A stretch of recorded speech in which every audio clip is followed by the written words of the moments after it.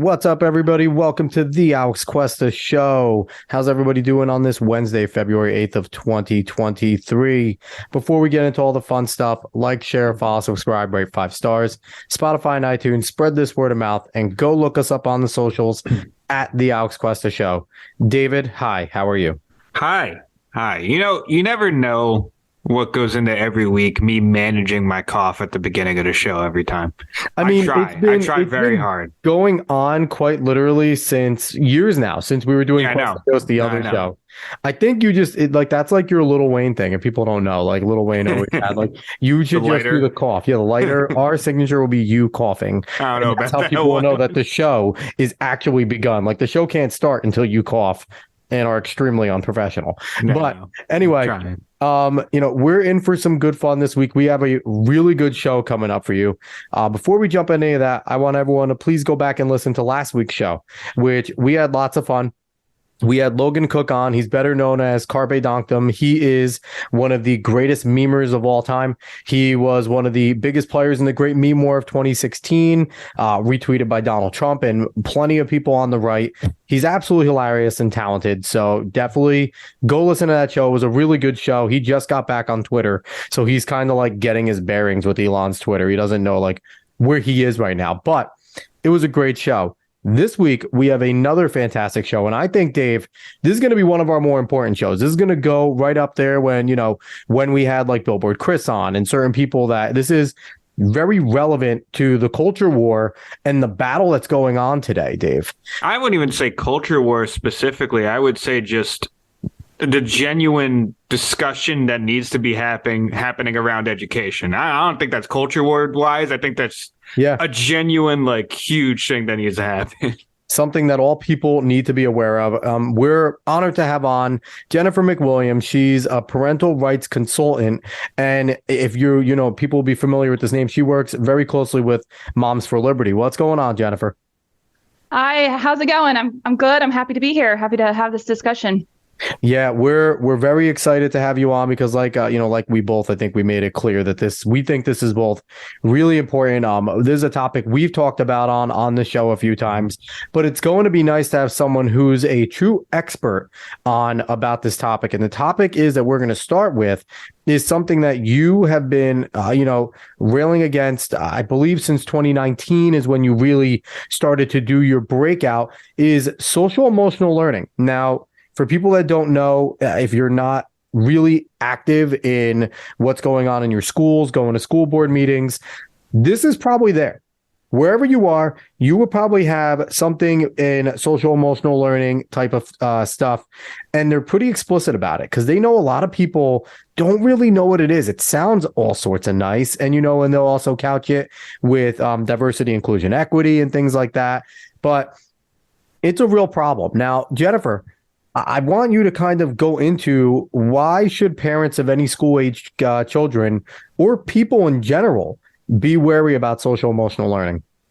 Sure. So social emotional learning, or it's often called SEL, is, you're right, it is in the entire public education system. So just for a reference point, by the year 2016, it was in over 90% of the public education system. At this point, it has fully saturated the system, and it is also now popping up in many private schools, just so your listeners are aware. Mm-hmm. But social emotional learning, it sounds nice. They always use innocuous language that is meant to deceive people, because who does not want their child to be, socially and emotionally competent, right? But it came into the schools under the guise as a mental health initiative, that it was going to come in and help the mental health of our youth. And if you look at what's going on today, it's done quite the opposite of that. Exactly. Yeah. When they came in and sold this to the schools, they said, this is just it's a program that is going to teach children empathy. It's going to teach them to manage their emotions, and how to build successful relationships. Again, who doesn't want their child to have those skills? And but the problem with social emotional learning is I want people to realize all of those skills are just that. They're skills. They're not necessarily good or bad. It just depends on who's applying them. And for children, whose lens are they being taught through for these skills? And what you will find as you look at this, it's the word that one day, if I never hear again, I'll be fine with. It is through what they call an equity lens.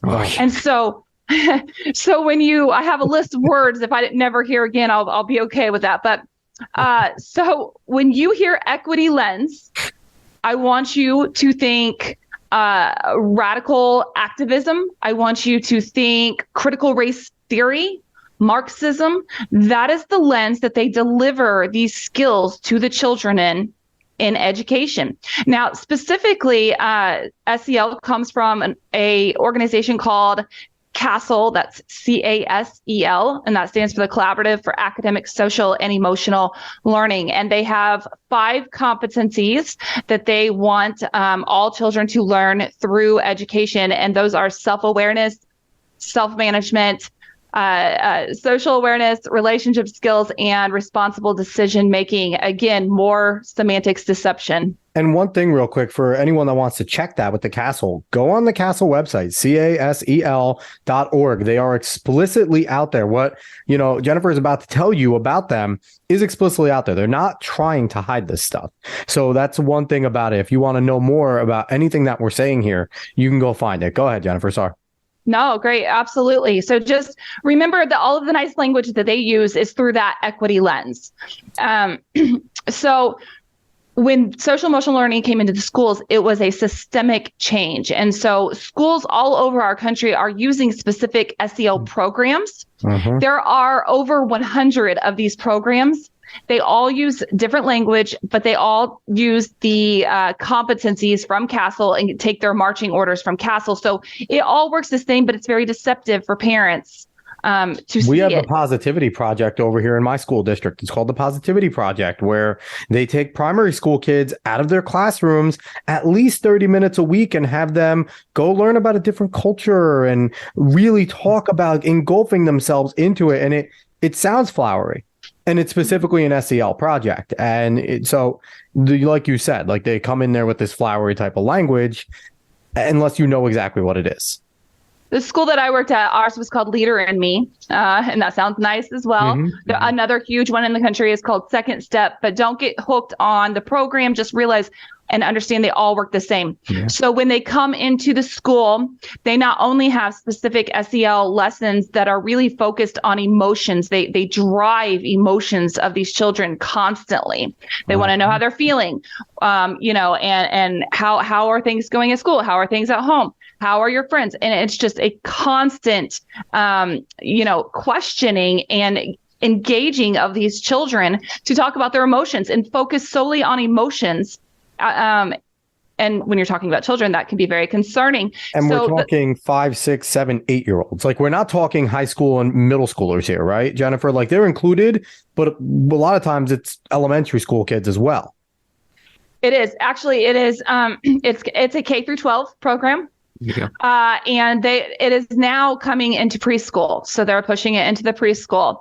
And the systemic change that comes from SEL, there are many tenets to it. So outside of those specific SEL lessons, you have what's called culturally responsive teaching. It changed the way that teachers are trained and supposed to teach children. And culturally responsive teaching, the other CRT, is quite literally to teach the children to have a critical race theory viewpoint, to develop their awareness of the oppression that is in our America, because they believe that it is systemically racist and oppressive.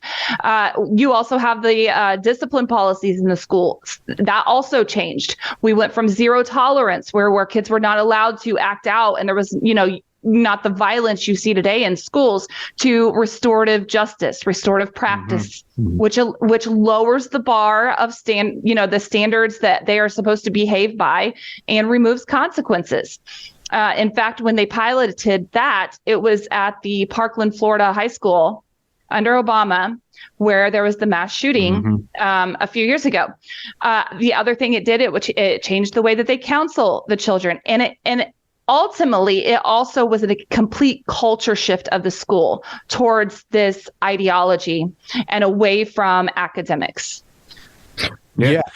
Go ahead, Dave. I do have a quick question, Jennifer. Now, to me, it seems like a lot of this battle over SEL, specifically getting parents and people who are at least acknowledging what's happening at schools to understand what these people are trying to push through and have pushed through. It's a very linguistic battle, as in, like, you tell someone who doesn't know exactly what they mean when they're looking through an equity lens, you say diversity, you say inclusion, you say equity, and a normal person who hasn't heard of the way they are saying it is most likely going to think, like, that's not bad in a sense, like, that's fine, it's just different, like, they're teaching them something that could be useful, when in fact it's very nefarious. Not kind of, it's actually very nefarious, because they're basically speaking a different language and not telling you what they're saying. So my main question is, other than just trying to get the word out as much as possible, what is, like, the best way to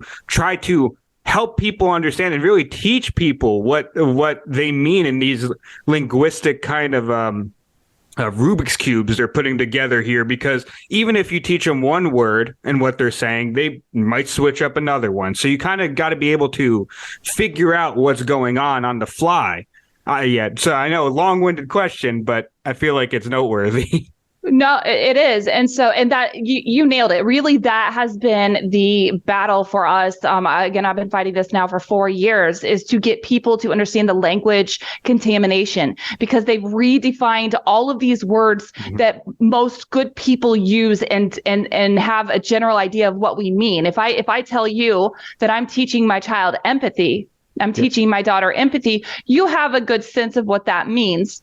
But of course, you don't know my morals, my values, my worldview. And so the way that I teach empathy to my daughter is going to be different than the way you may teach your children. And most of the time, I won't ask you what you mean by empathy. I would just go with my definition of empathy. Yeah. And so, but when they teach empathy through this lens, I will give an example so people can understand.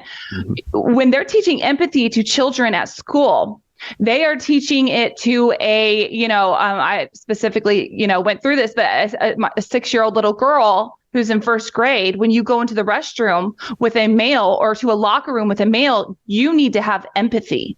And I can tell you that is not the lens that I am teaching empathy to my daughter. No. Okay. So whenever you hear all of this language, I think the big point is to understand, if you are not someone that believes America is systemically racist and oppressive and that we need all of these new radical social norms, which is what they're doing, then the language they're using is not likely going to align with your definition. And that is a problem. Our government should not be able to set a standards for the belief system of our children. That is a parent's job. And so, and I tell people this, I have a lot of lovers and a lot of haters. I'm sure you can imagine, but, and they want to, combat me with my beliefs or what I want to teach them. But I truly mean this. I would stand by someone's right, even if it was opposite of mine, to teach their children the way they want to teach them. But we should all stand against the government making this a required mindset that they're pushing. Certainly. And, and I just want to make people understand that, Jennifer spoke about equity a good amount. And I just want to let people know that they like to confuse and throw this word in. They like to talk about equality and equity right next to each other when they speak. Like David said, they do a lot of linguistic games, and people need to realize that equality and equity live on two different spheres. Equality is everyone has the same opportunity, where equity is everybody gets the same outcome.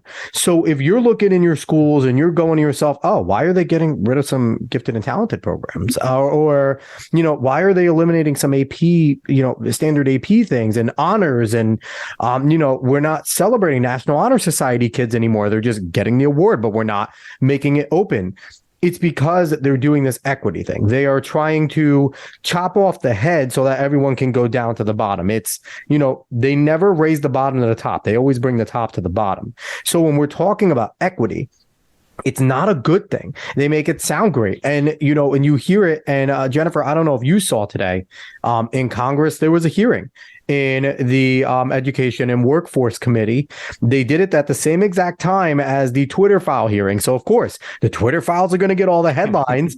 And me being the loser I am, I have the C-SPAN app. So, I'm jumping in there and I look, and I was actually going to watch the Twitter file one. And then all of a sudden I see, oh, there's a school one. And me being somebody who is interested in a lot of this stuff and learning about the SEL. And, I listen to new discourses. So I have to say, I listen to James Lindsay a ton. So he has taught me a ton. So I perked up and I'm like, I'm going to pay attention to education one, because while confirming that Joe Biden is a sleazebag is important for our national security, our kids are more important. What they're doing in our schools is more important. And I wish you were up there, because they had Ginny Gentles up there, and she did a great job. She was more focusing on a lot of the queer and gender ideology that they're pushing.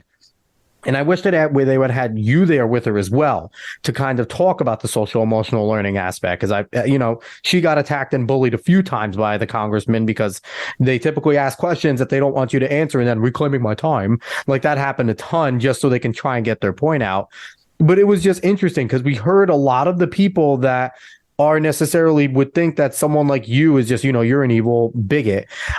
They use the word constantly, equity, equity, equity, equity. And even the governor of Colorado was there, and he always constantly talked about equity and opportunity and all this stuff. And they're all the buzzwords that you hear. Now, are you someone that's noticing the shift in SEL that's going on, where right now we're dealing with transformative social emotional learning, and that you mentioned culturally responsive? Are you seeing that they're trying to get into more of the cultural responsive realm and away from the transformative realm? So this is something that I've been explaining to people for a long time. Social emotional learning was always transformative. And I know there's a lot of people out there. There's a lot of scholars and people that argue that it was good before transformative SEL. But really transformative SEL, when they came out with that documentation, was just kind of the rebranding of what we already had.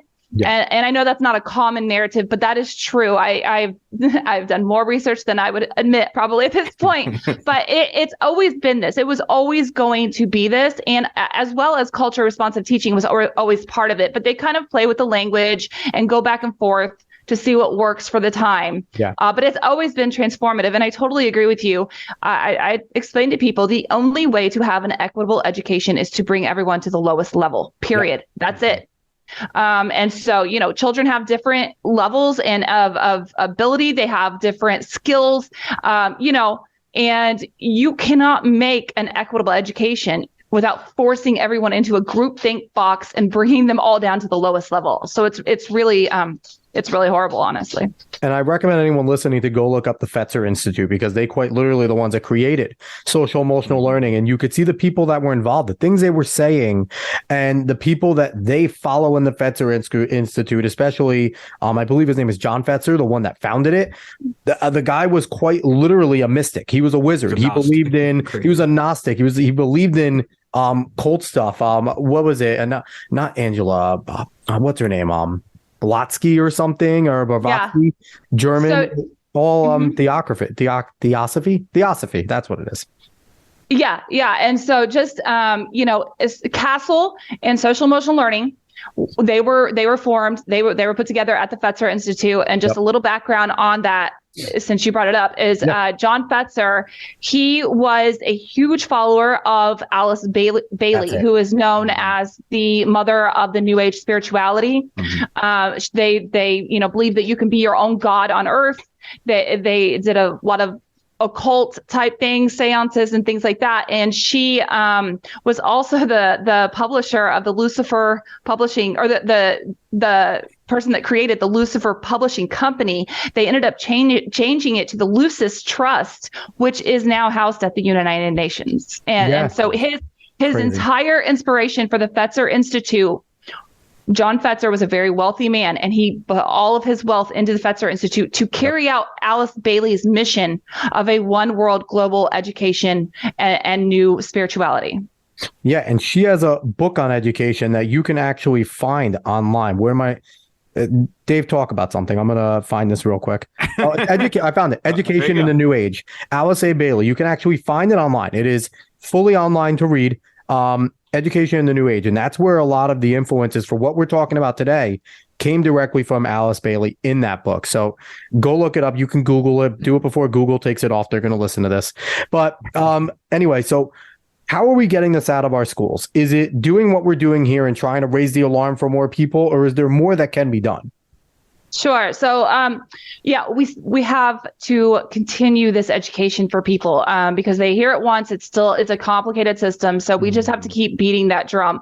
But there are also places, not all schools are allowing this, and it depends on your state mandates, that parents can opt out of parts of this, maybe specifically the social emotional learning lessons. Some schools are allowing that. They're offering alternatives. However, if you are able to do that, I want you to realize you are not removing your child completely from the influence of social emotional learning, because it was an entire systemic culture shift. Yeah. And so we have to educate everyone in there, get to the school boards. 5 years ago, nobody knew who was running for school board, right? It was not a thing. And for a long time, parents have kind of dropped the ball. And so we're trying to pick it back up. And if you're looking for one office that is extremely important to pay attention to, it is the school board. And get in there and talk to your legislators, right? At state level, at federal level. And we just have to continue to push this. Now, social emotional learning, because of the way it operates, brings in the critical race theory into the schools. It also brings in the gender ideology. It is the reason that we have teachers as activists. We have pornographic books that are flooding the system because, right, you have to represent everybody under equity. And so, but all over the country, I have a consulting business. This is what I do. And I work with people everywhere that they are able to start rooting some of this out, but they have to understand it first. And it's not, this is going to be a marathon. This is not a sprint, because it is really embedded into the system. But when you understand it, that's very helpful, because if you get on social media today, there's no shortage of, a rogue teacher that's being exposed, a lesson that just blows everyone away, or, a new policy. But we will just continue to play whack-a-mole for the rest of our lives if we don't root out the system. And that's what I'm trying to help people do, is understand the system that has to be taken out. Yeah, we had Eyes Inside the Classroom on this show. A fantastic job done there. Libs of TikTok does a great job exposing all this stuff. And yeah, you're right. It is an uphill battle, and it is difficult unless you do delve into it. You talked about, the other theories that come in. They're all critical theories. They're all meant to come from that landscape. And if you start talking about it and then start talking about the branches of neo-Marxism that it came from, and the moment you say Marxism, people kind of look at you funny, because no one wants to hear that stuff as Marxist. But it really is what we're dealing with. We're dealing with a new wave of Marxism coming in more of the Chinese sense, in the Cultural Revolution sense. So one of the things that you mentioned was you were talking about counselors and things like that. You mentioned them. What role do school counselors play in all this? And should they play a role in the education of kids? So the school counselors, many people still don't realize what a massive driver they are of this agenda in the schools. Just a little background on the school counseling in America in public education is in 2014, Michelle Obama's Reach Higher First Lady initiative. One of the parts that she went after was the school counseling, which aligned also with the Common Core and the SEL that they were bringing in.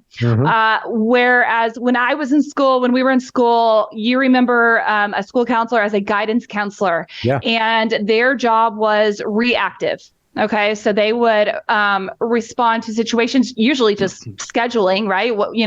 Your schedule. I couldn't even tell you the names of my guidance counselors. Honestly, you don't see them very much. And like being a little boy, if you got into a fight, maybe they take you to the guidance counselor after the principal, and the guidance counselor would help you guys work it out. And that was kind of their role. That's exactly right. Exactly. And so when they changed it under the Reach Higher initiative, they decided that the school counselors were going to be proactive. They don't want you to call them guidance counselors anymore. They are school counselors, because social emotional learning is a trauma-informed practice. And so, and when we talk about trauma, a lot of people understand what trauma means for a child if they're, sexually abused or, seriously neglected. Mm-hmm. But they have now put in that category that everyone is a victim of trauma because you are all a victim of the racist America that we live in. So, but because of that shift in the way that they looked at it, the school counselors then were responsible for servicing every child in the school. A lot of parents don't realize if your child is in a public school, they are now in a tier 1 of a multi-tiered system of supports that we used to reserve for students that specifically needed it as a reactive service. Now they are all in tier 1 system of supports, and the guidance counselors have to service them. The guidance counselors under the Reach Higher initiative became, literally, this is their language, agents of social change. And so activists. That's exactly what they are. That's exactly what they are. They are activists. And one thing that we're seeing right now with the school counselors that is very alarming to people is all across the country, we are getting reports from parents that say, my child was serviced by the school counselor, allowed to assume a new identity at school, and the school counselor, the parents have no idea. And this is true. This is happening everywhere. This is allowed to happen in most states. I think Virginia is working on some bills right now to try to counter that. But what they do is they hide behind client confidentiality. Mm-hmm. So, how we were talking about language deception earlier, David's losing it. It's so crazy. I know. I mean, I know it is. But they have redefined what it means to be safe or abused. And so again, most people understand that as far as a child, are they safe? Are they abused? What those mean. But if a child goes through this, school, and they're heavily influenced with the gender ideology, and then they are serviced by the school counselor, and a girl goes to that counselor and says, I feel like I'm a boy, but my parents don't understand. The counselors then will automatically deem the parents as the one that is putting their child at risk for suicide. And under client confidentiality, then they allow the child to assume a new identity, including name. They have transition closets at the schools where the kids can go and change clothes. Transition closet. Yeah. And they will have meetings with all of the teachers and say, when you speak to the parents, use the legal name of the child. But at school, this child will be going by this from now on. And this is happening everywhere. And so, but they also are responsible for shifting the culture of the school. So they are huge drivers of this. If you go to the American School Counseling Association, for anybody that wants an idea of what their mission and their position statements are, I highly recommend going there, pulling up their position statements. And it is so politically biased and radical that the positions that they are supposed to take with children.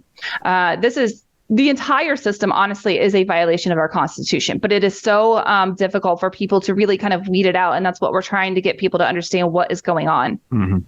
So if we don't combat this quickly, how long until teachers get these types of immunities? Because we talked about Alice Bailey, also Paulo Freire and Pedagogy of the Oppressed. They both kind of talk about how social work and education need to start walking hand in hand, and they need to be more simpatico. And right now you have, you're saying the school counselors can hide behind client-patient confidentiality.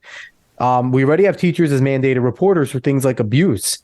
How long until they kind of get that type of immunity where, if we're talking about trauma, abuse is a type of trauma? If they're mandated reporters on abuse, why wouldn't they be considered, a special category if a kid feels like they have violence against them because, they don't know what gender they are, and they fear of their parents not accepting them and their words are violent? Like, do you see that potentially going down that road where all teachers will eventually have that type of immunity in this system? So the teachers have some protection from that, but that's why they're flooding the system right now with more school counselors, because they get that protection under that. Now, another thing that's happening is this counseling initiative has been going on for a few years. But if you look at your local school district, there is massive amounts of grant money being pumped into the schools to now bring in social workers. And when you hear that, that is CPS. Because you go through the school, you go through the classroom, you get all of this influence. You are taught through this Marxist ideology lens. You are influenced by the culture of the school. Then you go to the school counselors that's really the first step. And then once those school counselors identify a child as a possible victim of their parent who doesn't believe they're another gender, right? Because that now the parent's the abusive one. Now they're bringing in social workers, which is CPS, which will legally step in between the children and the parents. And, we keep on saying Marxist, and I could see people scratching their heads right now going, well, how is any of this Marxist? They don't see it. And what people need to understand is this is I don't want to say perversion because Karl Marx sucked, but it kind of is a different way and a perversion of it, because when you're looking at it, it's all the conflict theory, right? It's where you find the conflict theory. Okay, where you have a transgender student versus people wanting them to be cisgender and society. There's your conflict. That's a dialectic. Synthesis comes out to be, the social emotional learning equity aspect, social workers working with them. And then it continues. The conflict continues. Social workers continue to create more confusion amongst kids, especially when they start to get in the middle school, high school level, going through puberty. Already confused as hell, don't know anything about emotions. A pimple ruins their whole week, but they can decide their gender. So if you want it, so when we're talking about this stuff being Marxist, just remember that it takes the general dialectic Marxism. It's the conflict theory of Marxism. Yeah, and I do want to say real quick, and maybe just because I listened to one of the more recent new discourses, Gnosticism and Modern West. Yes. But it makes so much more sense now in the fact that, when you come from, I'm paraphrasing it horribly, by the way, but I would listen to the pod. I would say, listen, it's 2 hours, 3 hours long, so it's hard. But to paraphrase it, and the belief system is basically like you were put on this planet and you were chained here. So it makes so much more sense that if you are supposed to be liberated from whatever chain you were, whatever chains you were put on Earth, it makes so much more sense that they believe that they are liberating people by bringing all these critical theories to them so they can open up and see, oh, wait, I'm not actually, they're conscious. Oh, I'm not what I am. I am what I'm feeding into and what I could become. And whether it's becoming another sex or just becoming consistently victimized in every single way, it's a weird way that they look at the world, but you could see it more once you realize the way that they're looking at it and why they're putting this into everyone's thoughts, because they think that this consciousness is actually bringing them to like a bigger man, like a godlier man. I don't know. I'm sorry. It's all garbled up in my head now. But it makes sense. You're right. So even in the documentation, especially at the Fetzer Institute level, they talk about a new consciousness. Yes. It's what they're creating. And so what's happening in the schools as far as the administration goes and teachers, the counselors, they are creating an emotional bond with your child that is inappropriate.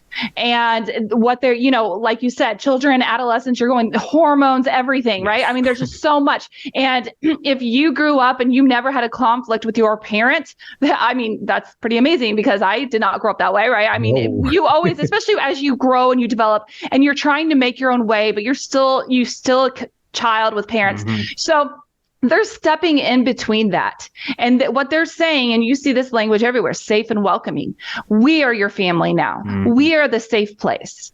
And so that creates this emotional bond for children, because basically what they've done in school is there is no objective truth anymore. So the kids can come to school and believe, and still you get to go and still play like you're a toddler, make believe, princess or dragon in your house. Well, they're creating this culture in the schools, and they're saying, if your parents don't understand you, we do.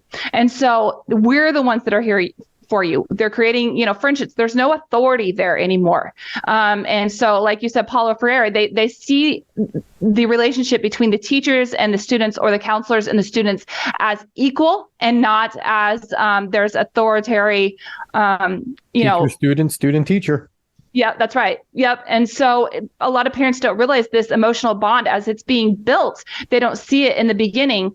And then all of a sudden their child comes home, angry at their parents, and I'm another gender, or you don't understand me. Right. And now they can go to the counselors and they have an emotional support system, and it divides the children from the parents. And every Marxist revolution throughout time had to separate children from their parents. Yep. So if you want it in a nutshell, that's what they're doing. Yeah. Yeah, it certainly is. So let's go back to the school counselors real quick. Do you think that they have any place in schools anymore? Or should it be more of, because, when you talk about social emotional learning, it has been used in a private practice setting fairly successfully with youth that were struggling, that were feeling these types of issues in school, but it was outside of the school setting. There wasn't a counselor in the school doing it. They were getting professional help outside of the school setting to kind of get through whatever social or emotional trauma was harming their way of learning. And then they were put back into the school setting, away from, it wasn't happening in the schools.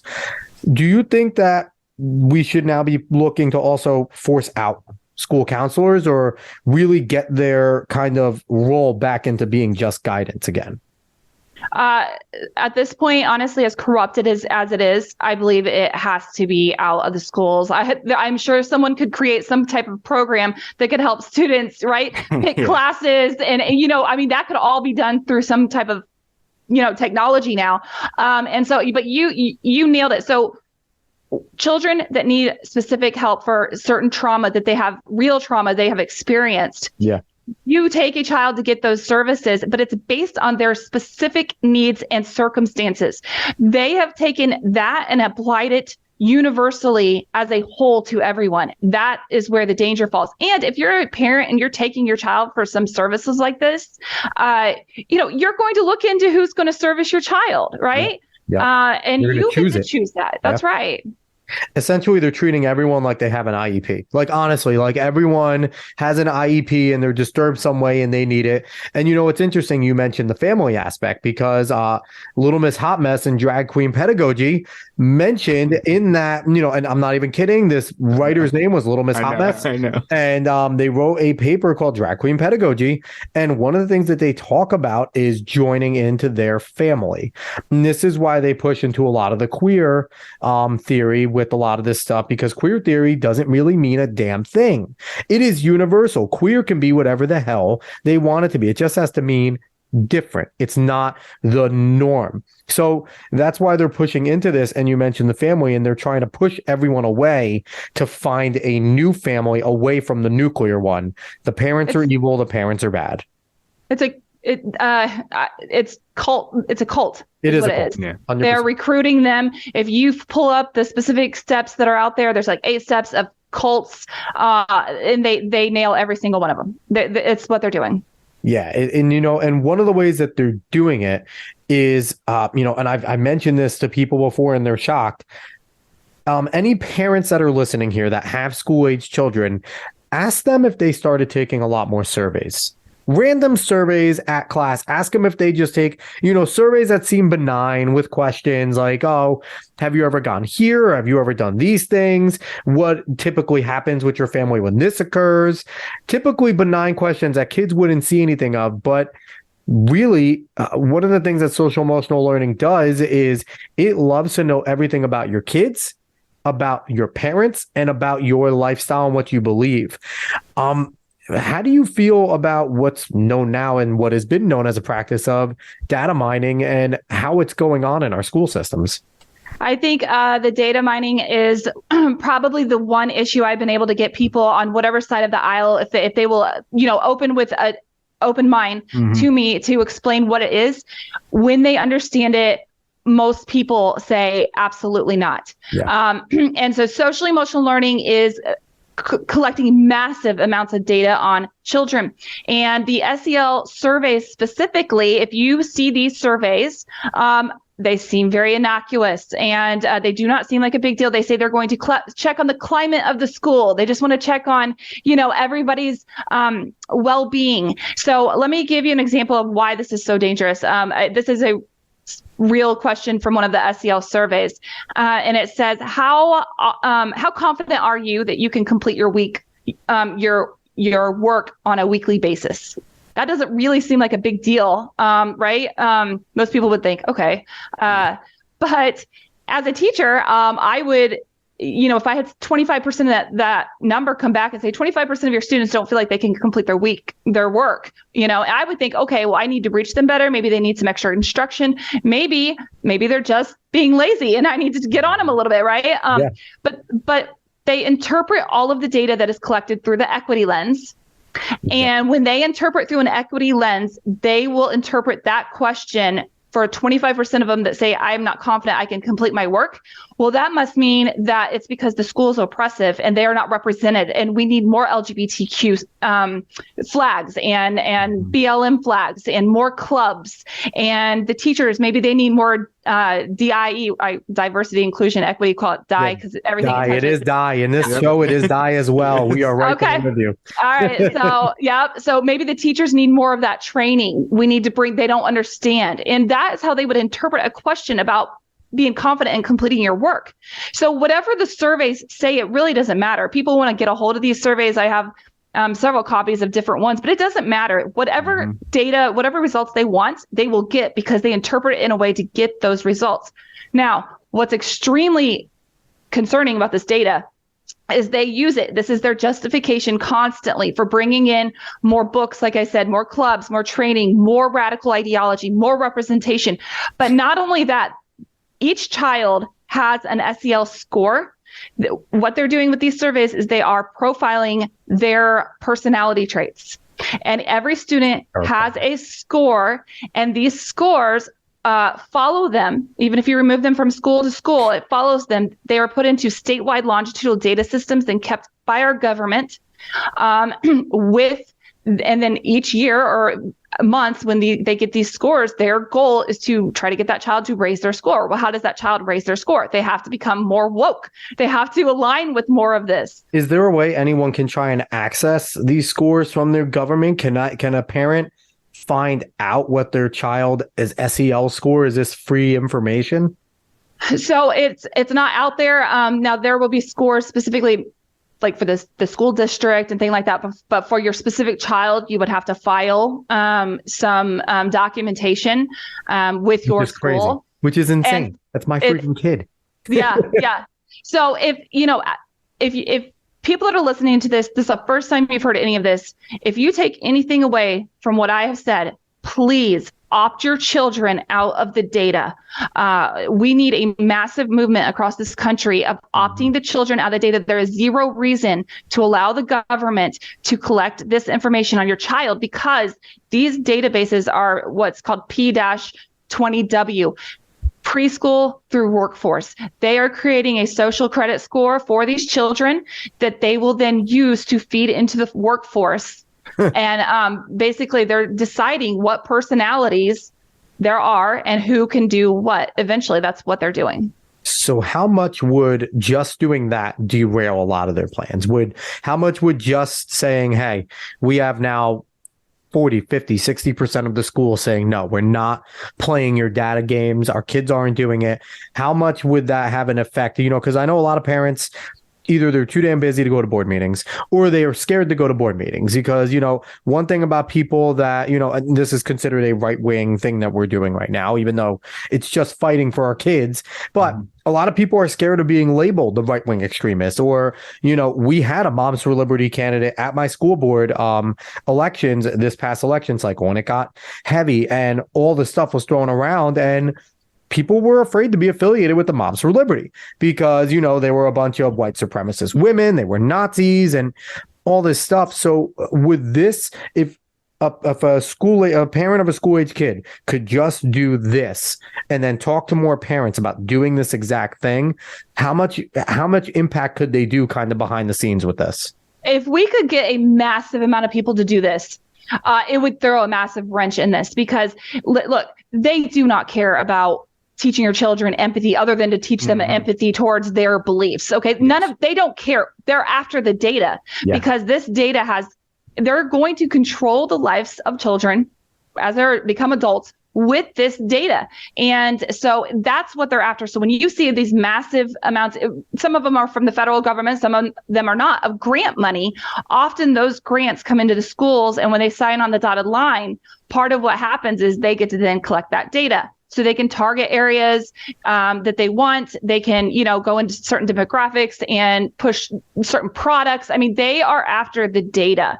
And so it would be a huge wrench. And that's why I push that as much as possible. And anybody can do it. Now, I just have to say this for anybody that is out there, and I understand it. I've went through a lot of stuff to get where I'm at, but if you are afraid to speak up for your child, if we don't stand right now, our children are going to live on their knees, and that is the truth.